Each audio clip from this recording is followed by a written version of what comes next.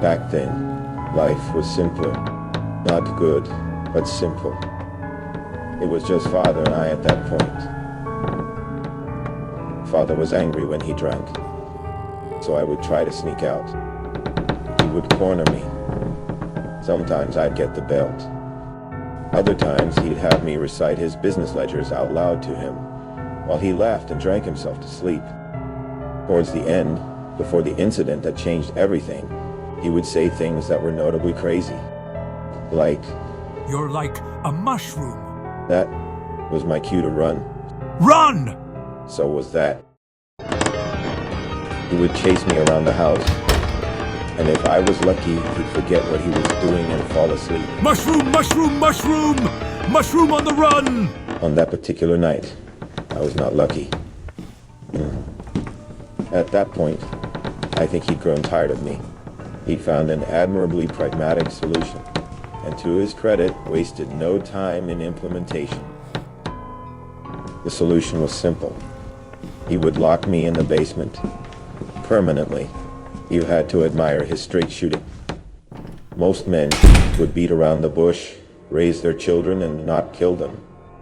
They would pretend to enjoy the process, or they would at least act like fulfilling their biological mandate excluded filicide by its very nature. Father, like Babe Ruth in both John Wayne's, The Cowboy, and The Confused Clown, was in a league of his own. Now, before you judge my father, there's a few things you should know. This was a long time ago. We're talking 1860s. My father was a lonely man without any kind of moral compass. His wife, my mother, God rest her soul, found living to be unbearable, and she tried to find subtle ways of telling him this. But he wasn't a good listener, and mostly he just passively observed Mom and me, just like he did with the pigs. He spent many hours watching the pigs. He was good at it, and he could do it while drinking. We were lucky in that we had a lot of help at the house. Well, they weren't exactly volunteers, but God bless them. They were the only real help and the closest thing I had to companionship. After Mom died, Dad became even more interested in the swine. First, he closed down the mining operation. Then he took to obsessive experimentation involving the swine and the river currents. He did the same with the help. And he even maintained a lucrative sort of reverse underground railroad for the majority of my childhood. He was a big presence, even though he was never really around. It was like he was a giant head who saw all and controlled everything I could see and feel. On the night I tried to leave, he sent me down into a reservoir room beneath the house, a kind of ground zero for his most beloved experiment. My father had discovered a hidden channel, an underground spring that broke time and twisted reason. It only made sense that he would sacrifice anything or anyone to get to the bottom of the truth.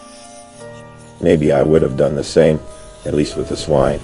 I guess you could say I was his greatest experiment. I was the dog to his Pavlov. I was the pea to his Mendel. The reservoir room was essentially where my father had been working for the past 2 years, using who he had referred to as volunteers to facilitate his baffling experiment.